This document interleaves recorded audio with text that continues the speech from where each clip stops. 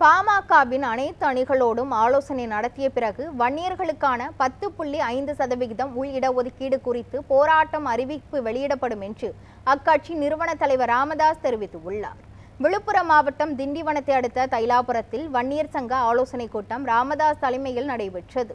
அப்போது செய்தியாளர்களிடம் பேசிய ராமதாஸ், கட்சியில் சிலருடைய பொறுப்பை பறிக்கப் போவதாக சமூக வலைதளங்களில் தவறான கருத்துக்கள் பரப்பப்பட்டு வருவதாக கூறினார்.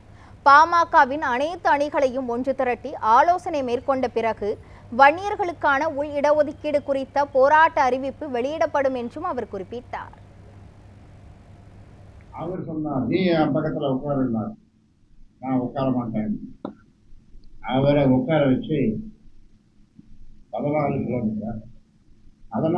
கிலோமீட்டர் நடந்தே போனேன். அப்பொழுது 14 கிலோமீட்டர் நடந்தே சொல்ல போனா அவர் இந்த ராயத்தில் உட்கார வச்சு இழுத்து போனான்னு சொல்லுவான். வேற பாஷையில சொல்லுவாங்க, வேற மொழியில சொல்லுவாங்க. அந்த அளவுக்கு அவ்வளவு உற்சாகம், அவ்வளவு கூட்டம். அப்பொழுது அருகன் பாளையத்திலையும் சரி, மெட்ரோலையும் சரி, அப்பொழுது ஆரம்பிக்கப்பட்டது இந்த வன்னியர் சங்கம். தொடர்ந்து எந்தவித சிசுரும் இல்லாமல், அதாவது சொல்லுவார்கள், சங்கம் என்று சொன்னார்கள், கிராமத்தில் சொல்லுவார்கள், சங்கமமாவது. சங்கம் என்று சொன்னால் சங்கமமாவது, ஒன்று கூடுவது, ஒற்றுமையாக இருப்பது, உரிமைக்காக போராடுவது,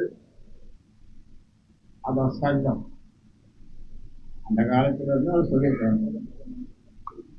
அவரால் அந்த சங்கமமாவத அந்த அந்த வார்த்தைக்கு ஏற்ப வன்னியர் சங்கம் இன்றைக்கு அதனுடைய செயல்பாடுகள் குறித்து நாங்கள் பேசுவதற்காக, இது மேலும் வலுப்படுத்துவதற்காக, சங்கத்தையும் வலுப்படுத்துவதற்காக, அமைப்பு ரீதியாக வலுப்படுத்துவதற்காகவும், அதோடு வருகின்ற தேர்தலை மிகப்பெரிய வெற்றியை பெறுவதற்காகவும் இந்த கூட்டத்தை கூட்டியிருக்கிறோம். வன்னியர் சங்கத்தினுடைய பங்கு என்ன இந்த தேர்தலில்